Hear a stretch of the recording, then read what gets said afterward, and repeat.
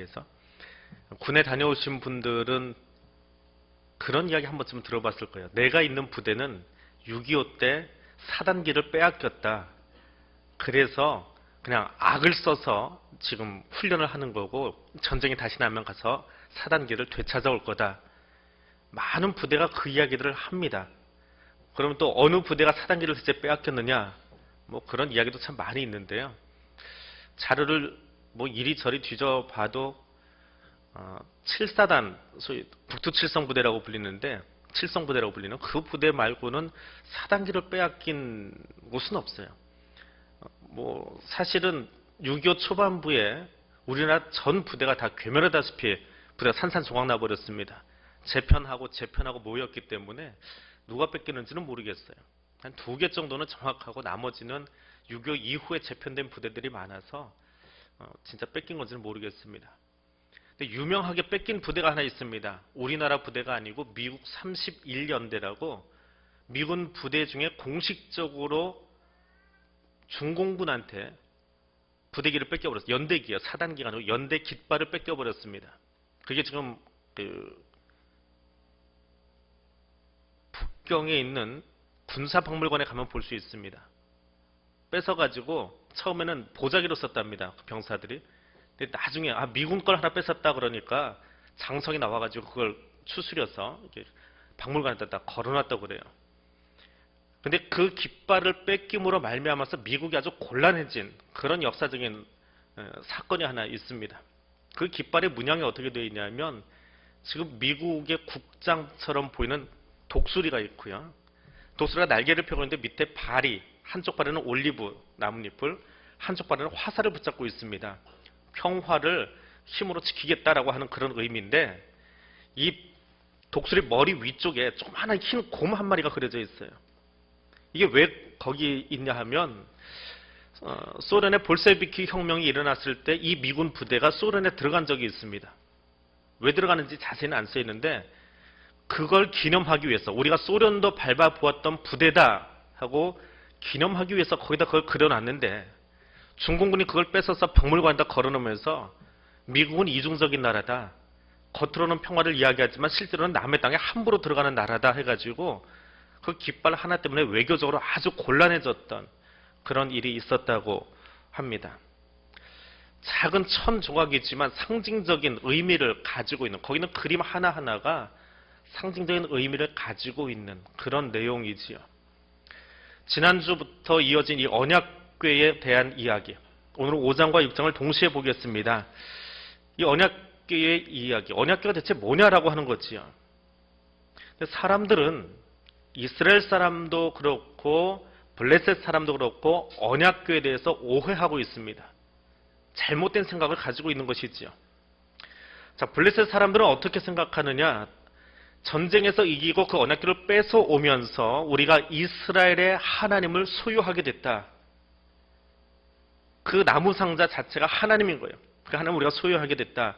혹은 하나님을 우리가 사로잡았다. 우리 신이 너무 세기 때문에 저 하나님을 우리가 사로잡았다라고 생각합니다. 근데 거꾸로 이스라엘 사람들도 언약궤를 빼앗기면서 하나님이 이제는 우리를 떠나가셨다. 우리가 하도 말을 안 들으니까 블레셋에 가셨다. 블레셋에게 힘을 더 더해 주시겠다. 그러니까 이스라엘이나 블레셋이나 둘 다 똑같이 엉뚱한 오해를 그 궤짝 하나 가지고 생각하게 된 사건이 4장, 5장, 6장 사건입니다. 블레셋 사람들은 이 언약궤가 특별한 능력을 가지고 있다라고 여겼어요.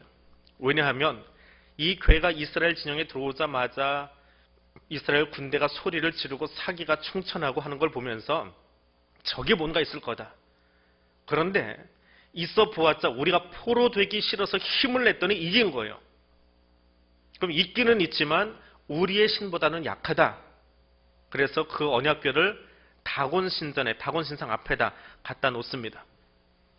그럼 다곤이 대체 어떻게 생겼느냐? 이 곡식이라고 하는 뜻입니다. 다곤은 곡식이라는 뜻인데 다곤 신이 어떻게 생겼느냐? 턱수염 달린 인어라고 생각하시면 돼요. 턱수염 달린 인어. 상반신은 남자입니다. 구레나루가 길러진 남자고 하반신은 물고기예요.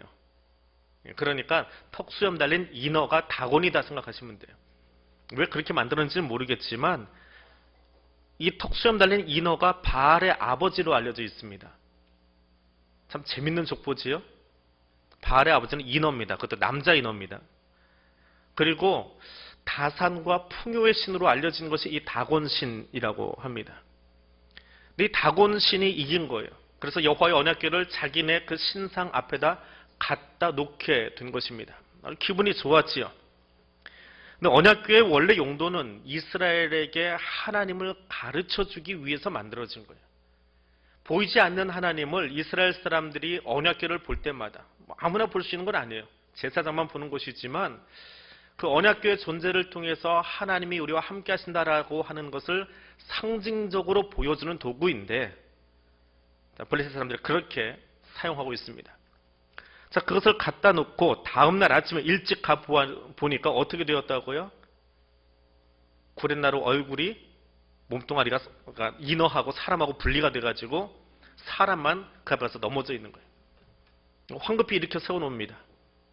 아침 일찍 있었던 일이다라고 하는 것을 보아서 다른 사람들에게 들키면 안 되겠다. 아마 다곤의 제사장들이 그렇게 생각한 것 같습니다.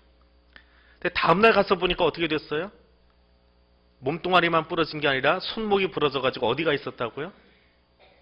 문지방에 가 있습니다. 근데 재미있는 일은요. 다곤이 넘어지면서 그 손모가지가 문지방에서 다 버렸어요. 그 다음부터 어떤 일이 생겨요? 그 문지방은 밟지 않았다. 근데 블레셋 사람들이 정신 더 못 차리고 몇 날 며칠 또 갖다 놨으면 하나님 어디까지 부러뜨리셨을까요? 좀 부러진 얼굴이 그 머리가 문지방이 아니라 문을 건드렸다든지 아니면 손이 부러졌는데 튕겨나가면서 문 고리를 만졌다든지 그러면 어떻게 될까요? 그 신이 넘어질 때마다 이동을 하는 것인지 뭔지는 모르겠지만 하여튼 하나님은 움직여 놨겠지요. 점점 블레셋 사람들이 디딜 수 있는 땅이 줄어들게 돼요. 그게 우상이에요. 근데 하나님은 이스라엘 백성들을 복 주실 때 어떻게 복을 주십니까? 내가 밟는 땅 다 너에게 주겠다라고 이야기하세요. 그러니까 우상을 섬기는 것과 하나님을 알고 지내는 것에는 아주 큰 차이가 있습니다. 자, 그렇게 넘어지고 나니까 블레셋 사람들이 이거 우리가 데리고 있다가는 정말 그 신전 안에 디딜 곳이 없게 생기는 그런 형국이 되어집니다. 그래서 아스돗에서 가드로, 가드에서 에그론으로 옮겨 놓습니다. 근데 이제는 뭐 신상만 넘어지는 게 아니라 독종이 생기고 좋지 못한 병균들이 그 마을을 휩쓸고 지나가기 시작합니다. 왜 그랬을까요? 왜 그런 일이 생겨요?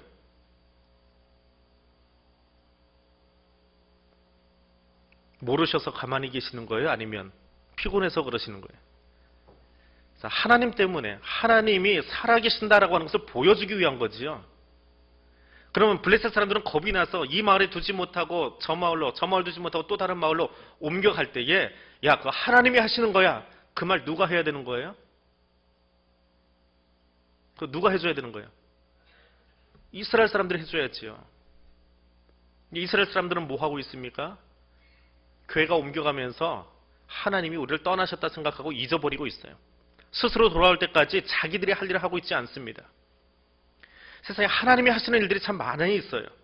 그런데 영적으로 잠들어 있으면 마땅히 세상 사람들에게 가르쳐줘야 될 영적인 진리를 이야기하지 못합니다. 블레셋 사람들이 깨닫지 못하고 있을 때 이스라엘이 빨리 가서 가르쳐주고 더 그들이 다치기 전에, 더 아파하기 전에 깨우쳐줄 필요가 누구에게 있는 거예요? 이스라엘에게 있는 거예요. 꼬라지 좋다. 우리 그냥 괴롭히더니 너희 그렇게 망해가는구나. 그래, 병 더 걸려가지고 싹 죽어버려라. 이게 이스라엘이 할 일인가요? 아니에요. 하나님이 이스라엘에게 주신 사명은 성민으로 부르셔서 다른 나라와 열방에서 제사장의 역할을 하게 하시려고 우리를 부르신 거라고요. 그렇게 이스라엘 부르신 거예요. 마찬가지로 오늘 우리의 기도는 어떻게 해야 되는 겁니까? 제사장의 기도가 하나님 말씀 듣지 않는 사람들 싸그리 다 죽여주십시오. 그게 제사장의 기도입니까? 저 나라가 하나님 알지 못하고 복종을 일삼고 있으니까 완전히 망가뜨려 주세요라고 하는 게 제사장이 해야 될 기도입니까? 그렇지 않아요. 그건 영적으로 이미 피폐해진 사람의 발악이에요. 그건 기도가 아니에요. 지금 이 상황에서 이스라엘 사람들이 등장해야 됩니다. 근데 등장하지 않아요. 뭐만 등장합니까? 블레셋 사람들의 잔머리만 등장합니다. 야, 이거 정치적으로 어떻게 해야 되냐? 방백들을 불러 모으지요. 블레셋의 방백, 블레셋의 장관들, 우두머리들, 각 지역의 우두머리들을 불러가지고 야, 이거 뺏어올 때는 좋았는데 어떻게 돌려주지? 지금 누가 그 고민하고 있어요? 일본 총리가 그 고민하고 있지요. 부산의 그 소녀상 때문에 야 들어와! 그러고 대사를 불러들이긴 했는데 오래 대우를 있을 수는 없잖아요. 그래도 같은 민주진영인데 대사를 오랫동안 자기네들이 소치하고 있으면 문제가 생기잖아요. 돌려놔야 되잖아요. 근데 어떻게 돌려놔야 될까? 이게 이제 고민인 거예요. 끌어당길 때는, 들어오라고 할 때는 좋았는데 이 정치적인 해법을 생각하는 거예요. 블레셋이 그랬어요. 이걸 정치적으로 어떻게 풀까? 사실 이것은 정치적인 사건이 아니거든요. 영적인 사건인데 그 영적인 사건을 깨닫지 못하니까 사람의 머리만 자꾸 쓰는 거예요. 사람의 꼼수만 생각하는 거예요. 꼼수를 생각하다 이제 6장으로 넘어가 버립니다. 5장에서는 답이 안 나와요. 자, 그 모습을 하나님이 보고 계세요. 하나님이 어떻게 보고 계실까요? 시편 기자의 말을 그대로 옮기면 하늘에 계신 이가 웃으시며 주께서 그들을 비웃으시리라. 하나님이 비웃고 계실 거예요. 그렇게 해서 풀어질 문제가 아니야. 하나님은 언약궤를 그런 어떤 마법의 상자, 해리포터가 들고 다니는 마법의 도구로 쓰시는 것이 아니라 그것을 통해서 가르치기를 원하세요. 언약궤를 통해서 이스라엘 백성을 가르치기를 원하고 블레셋을 가르치기를 원하십니다. 이스라엘 사람들이 블레셋과 싸우고 있다가 전쟁에서 졌어요. 두 번째 전쟁을 치르면서 이스라엘 사람들이 야, 이거 우리끼리 하면 안 되겠다. 하나님을 여기로 데려다 놓자. 그래서 언약궤를 번쩍 들어가지고 에베네스로 갖다 놨어요. 그런데 하나님이 야, 내가 하나님인데 니들 마음대로 들고 말고 하냐? 여기다 가만 내버려 둬라 하고 그 언약궤를 바닥에 딱 붙어버리게 할 수 있습니까? 없습니까? 언약궤 그 광운기도원 가서 보신 분들, 구역장분들 보셨죠? 크기가 얼마나인지. 애기 하나 관 크기밖에 되지 않아요. 쉽게 얘기하면. 그 언약궤 번쩍 들 때 하나님이 그거 바닥에 붙여놓으실 수 있어요? 없어요? 있으시지요? 소와 말로 끌어도 끌어내지 못할 만큼 하나님이 무게를 주실 수 있어요. 꼼짝 못하게 하실 수 있어요. 그러면 이스라엘 군인들이 알 거예요. 아, 이거 하나님 거구나. 하나님이 이거를 전쟁터로 끌고 나가라고 하는 것이 아니구나. 깨닫겠지요. 근데 그것으로 끝난다는 거예요. 그럼 언약궤가 들려나간 건 언약궤가 가벼워서 들려나간 게 아니에요. 하나님이 져주신 거예요. 야곱하고 천사가 씨름합니다. 누가 이겼어요? 야곱이 이겼어요? 천사가 져준 거예요. 야곱이 이긴 게 아니고 천사가 져준 거예요. 져주면서 야곱으로 하여금 깨닫게 하는 거예요. 그래, 이렇게 해서라도 내가 너한테 복 주고 싶어라고 하는 하나님의 마음이 그에게 전달되도록 하는 거예요. 여러분이 아무리 용을 쓰고 기를 쓰고 힘을 다해서 기도해서 하나님을 이길 수 있을 것 같아요? 부딪혀 보세요. 어떻게 되나? 트럭하고 부딪혀도 내 뼈가 남아나지 못하지만 하나님하고 부딪혀서 내가 남아나지를 못해요. 왜? 그분은 창조주시거든요. 나는 기껏해 흙먼지로 만들어진 존재예요. 부딪히면 산산조각 납니다. 여러분도 갈급한 기도 제목이 있어서 하나님께 매어달리고 부딪히지요. 기도하고 부딪히는 거잖아요. 하나님 이거 해주셔야 되고 부딪히면 까불지마 이 녀석. 그거 네 거 아니야 하고 때리시나요? 져주세요. 기다려주세요. 기다려주세요. 그럼 뭐예요? 하나님을 알리고 싶어서 그러는 거예요. 하나님을 깨닫게 하고 싶어서 하나님은 그렇게 하시는 거예요. 하나님이 힘이 없으신 게 아니에요. 언약궤가 전쟁터로 이동하는 것은 하나님이 힘이 없어서가 아니라 뭔가를 알려주기 위한 하나님의 또 다른 사인이에요. 언약궤가 하나님은 아니에요. 번쩍 들려 나갔습니다. 그때 알았어야 돼요. 아, 하나님이 우리 손으로 쉽게 이동하실 수 있는 그런 분이구나. 아니거든요. 그때 깨달아야 되는데 깨닫지 못했습니다. 월요일 날 우리 교회에서 그 아동부 연합회 세미나가 있었어요.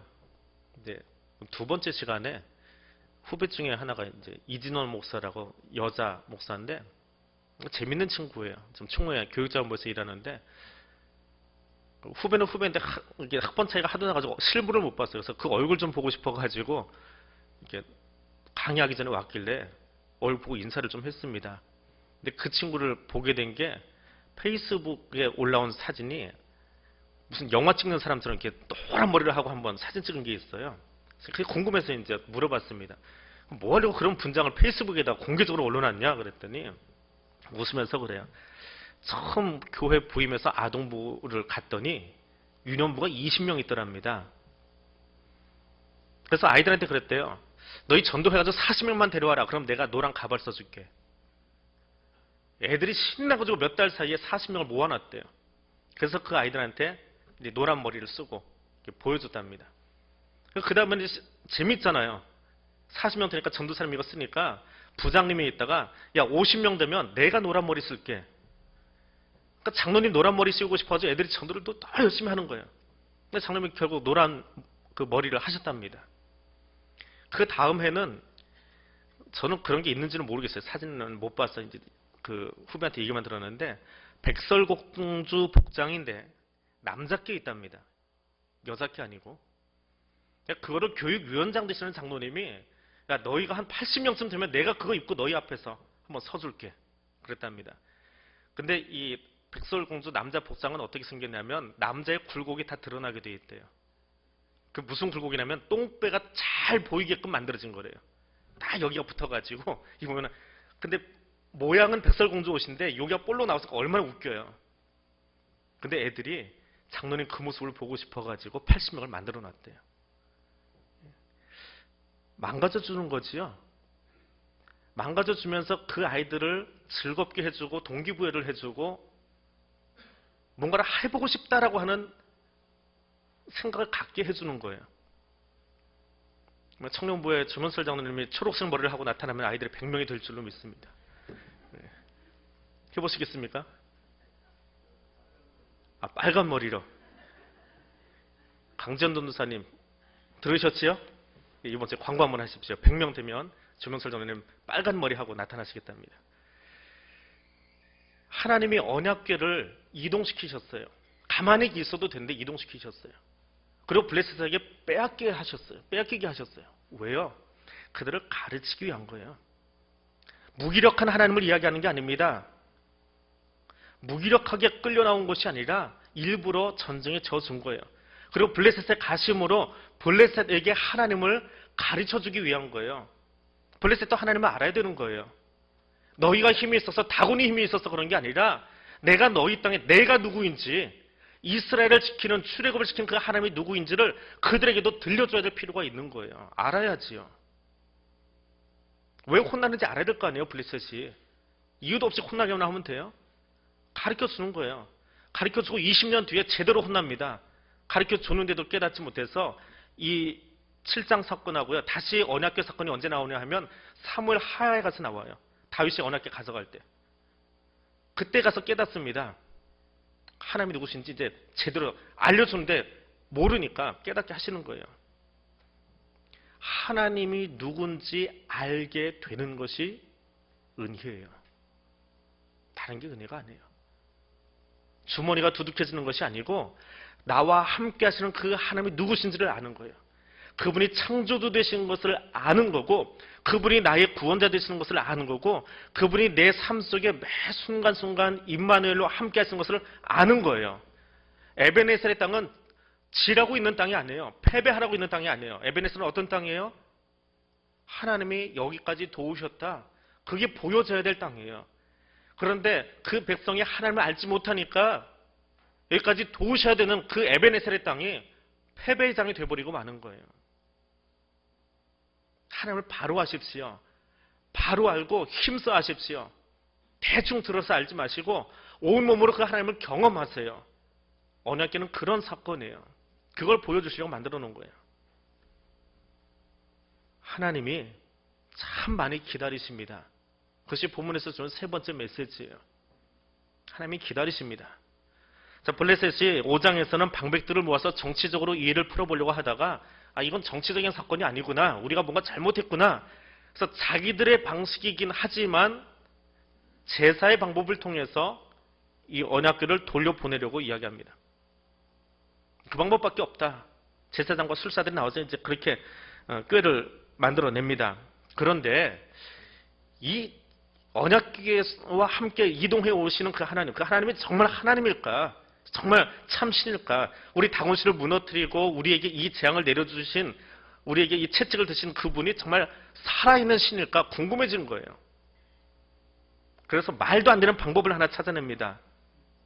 언약궤를 돌려보내는데 멍에를 메어보지 않은 소를 앞에다가 수레를 끌게 만들어놔요. 멍에를 아직 메어보지 않은 거에게 이 멍에를 위에다 걸쳐놓으면 걔들이 가만히 있습니까? 얼마나 무겁고 어깨가 아파요? 남자분들 아시죠? 처음에 군에 가서 군장이라고 그 40kg짜리 그 배낭 짊어지면 어깨가 쓸려서 아파. 이게 다 까져요. 무거운 건 둘째치고 맨날 숄더백 빼고 이렇게 가방 하나 들고 돌아다니다가 그거 매니까 까지더라고요. 송아지가 처음으로 이걸 맸어요. 모가지 있는 대로 이게 지금 멍에 하나 지나갑니다. 얼마나 힘들어요. 가만히 있겠어요? 좌우로 뛰고 난리가 나겠지요. 근데 그런 소를 사용합니다. 거기다가 젖이 나는 소 2마리를 썼대요. 암소 2마리를 썼대요. 사실은 레위기 법에 의하면 이 수레를 끌어야 되는 것은 수컷이에요. 암소를 쓰는 건 아니에요. 근데 블레셋 사람들이 꾀를 내도 아주 야가 빠진 생각을 한 거예요. 이 소가 젖이 나는 이유는 뭐예요? 새끼가 있다는 거예요. 새끼와 떨어뜨려 놓은 거예요. 그럼 새끼 때문에 자연적으로 그 어미의 본능을 가지고 돌아가게 돼 있어요. 새끼한테. 왜? 새끼를 끌어가 버렸거든요. 사람들이. 그럼에도 불구하고 이 소가 가겠느냐? 합리적인 모든 방법은 소가 뒤돌아가게 돼 있는 거예요. 근데 어떻게 되었습니까? 소가 울면서 큰 길로 베스메스로 갔다 그래요. 이 어미 소가 너무 안타까워요. 젖을 먹어야 될 새끼가 지금 저쪽에 있으니까 안타까워서 울기는 하는데 어떤 힘에 의해서 돌아가지 못하고 끌려가고 있는 거예요. 그 소는. 새끼가 떨어지는 것이 안타까운 게 아니에요. 떨어지면 돌아가면 돼요. 왜? 고삐 끌고 가는 게 아니고 자유롭게 갈 수 있도록 놔둔 거거든요. 그런데 이 소는 안타까움으로 울고 있어요. 근데 누군가의 힘에 의해서. 누구요? 하나님에서 끌려가고 있는 거예요. 어느 길로? 베스메스로 가는 대로로.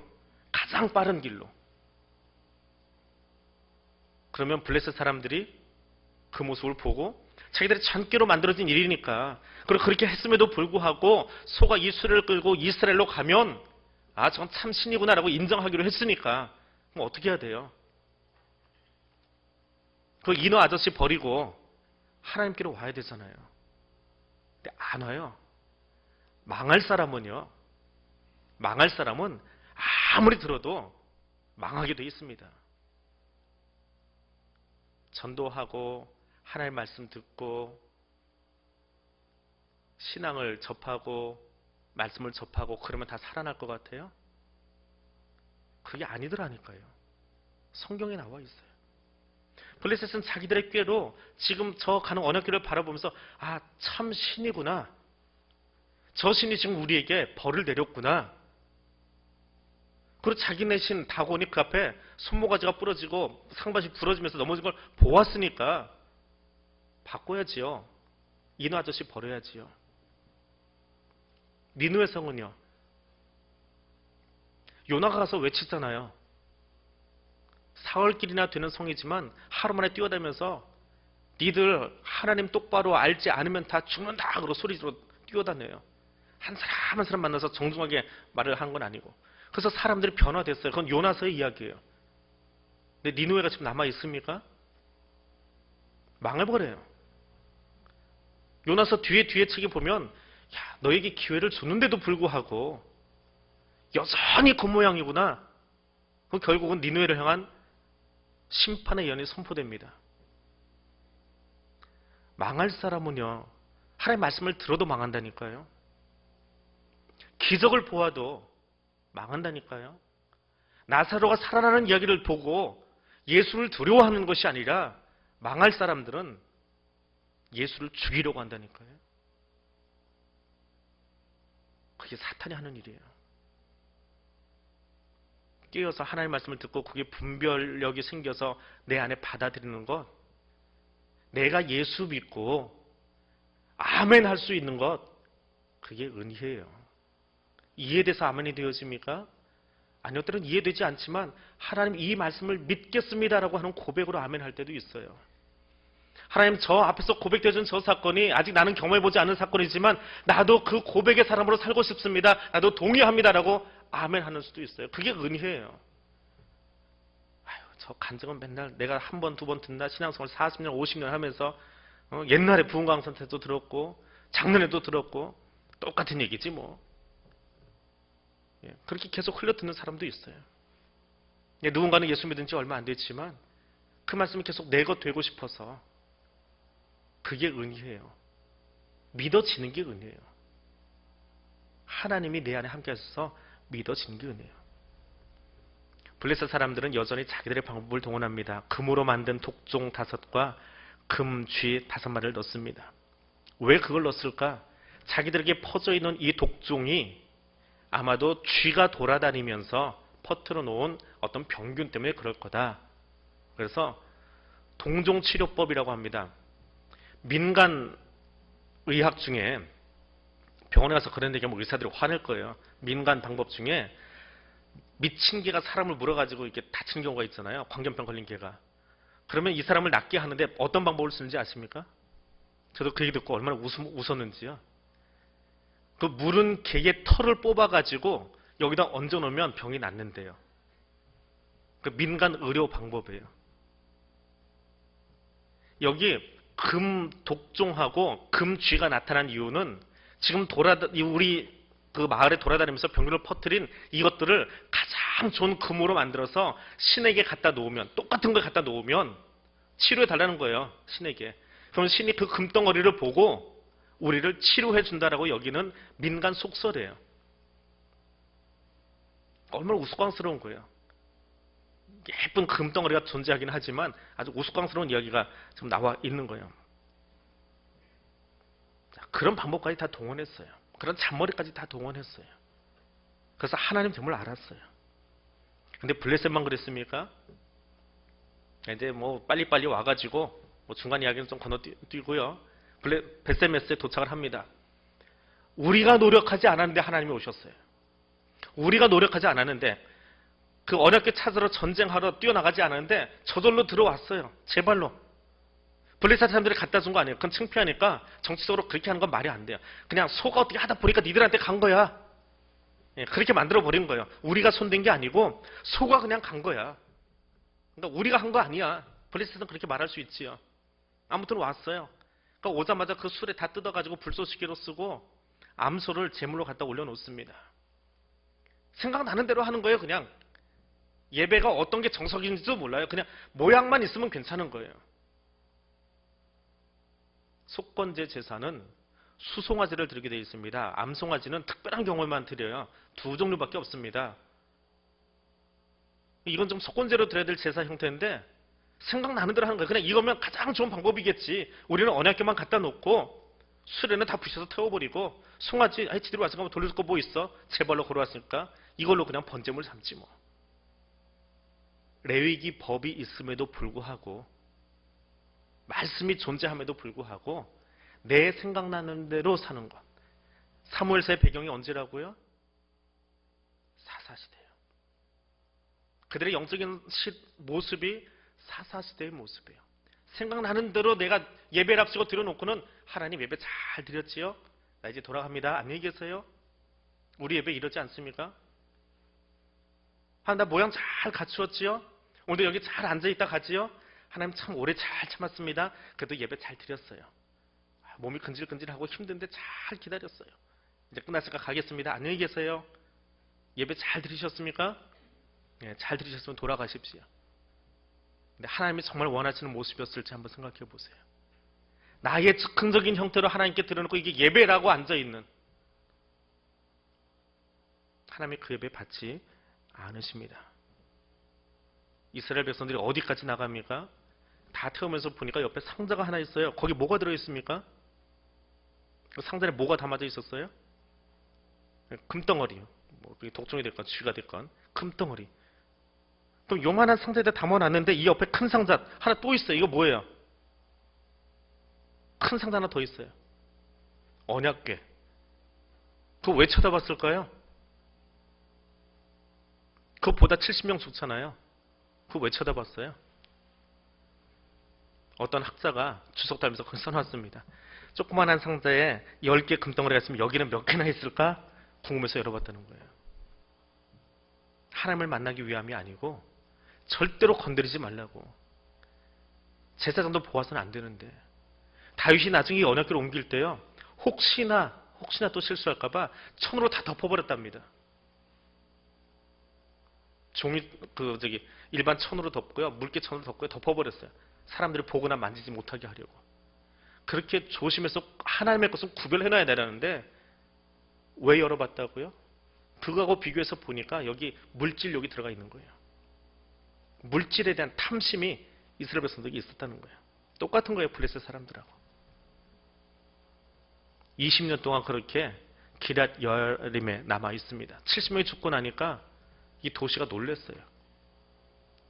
성경이 뭐 잘못 번역을 했는지 모르지만 괄호 처리해서 5만이라고 하는 이야기가 있긴 있는데 6장 19절에 가면 이 당시에 5만 명씩이나 되는 도시가 있을 수는 없어요. 예루살렘이 7만밖에 안 됐거든요. 아마 이건 잘못 뭔가 놀래가지고 기록했을 거다, 이제 그렇게 여겨집니다. 아무튼 20년 전에 20년 뒤에 다윗이 춤추면서 이 언약궤를 갖다 놓을 때까지 하나님은 여전히 거기서 기다리세요. 더 기다려주세요. 사사시대를 지나고 이 암흑기를 지나면서 하나님은 또 기다려주세요. 왜 기다릴까요? 이제 그게 다음 주부터 시작되는 사무엘의 이야기예요. 영적으로 이미 다 무너지고 자기 멋대로 예배라고 그냥 모양만 갖추고 왔다 갔다 하는 그 사람들에게 진짜 예배가 무엇인지, 내가 중심을 보는 하나님이야. 그걸 사무엘을 통해서 이스라엘에게 선포하고 가르쳐 주셔야 되거든요. 그걸 들려주시기 위해서 기다리시는 거예요. 사무엘의 등장은 그래서 필요한 거예요. 뛰어난 영웅 한 사람을 등장시키기 위한 것이 아니라 사무엘의 존재를 통해서 하나님을 그들에게 알려주시려고, 사무엘의 등장을 통해서 진정한 예배가 무엇인지, 하나님 두려워하는 것이 무엇인지 가르쳐 주시려고. 그렇게 엉망으로 살았던 사무엘도 하나님이 붙잡아서 쓰시면 어떻게 사용하실 수 있는지 보여주시려고. 그가 뛰어남이 아니라 내가 일하고 있다라고 하는 것을 이스라엘에게 들려주시려고. 그래서 제 속에 오른 대로 살아갔던 사사스를 살던 사람들이 철저하게 말씀 중심으로, 하나님 중심으로 다시 거룩함으로 돌아가게 하기 위해서, 그래서 사무엘을 등장시키는 거예요. 영웅을 등장시키는 게 아니에요. 하나님을 드러나 보여주시려고 사무엘을 등장시키시려는 거예요. 오늘 우리의 예배를 통해서, 그날 우리가 성경으로 돌아가서 그 성경을 묵상하면서 그 살아계신 하나님 만나실 수 있기를 원합니다. 그리고 오늘 5장과 6장의 이야기를 보면서 나는 하나님 앞에 구별되어 있는가 한 번 더 생각해 보시기를 바랍니다. 언약궤를 보고도 우리가 하나님을 포로로 잡았다라고 생각하고 있던 블레셋 사람들처럼, 언약궤를 보고도 금덩어리 몇 개 더 있을까 그 뚜껑 열어보고 있던 불의한 이스라엘 사람처럼 살지 말고요. 이 자리에 지금 왜 앉아 있습니까? 여기 왜 앉아 계세요? 여기 왜 앉아 계세요? 정말 하나님 만나고 싶은 마음으로 계십니까? 그리스도인의 진정한 이상은 행복이 아니라 거룩함입니다. 거룩함이 우리의 이상이 되어야 돼요. 거룩하게 나를 구별하기 위한 것이. 이것 가지고 같이 기도하겠습니다. 하나님, 나의 삶을 구별하기를 원합니다. 하나님, 나의 삶이 예배의 삶이 되기를 원합니다. 하나님, 오늘도 끊임없이 기다리시면서 나를 사랑해 주시는 그 하나님의 크신 사랑을 깨닫기를 원합니다. 그리고 그 하나님과 동행하는 나의 삶이 되기를 원합니다. 이 세 가지 기도 제목 가지고 우리 함께 통성으로 기도하겠습니다.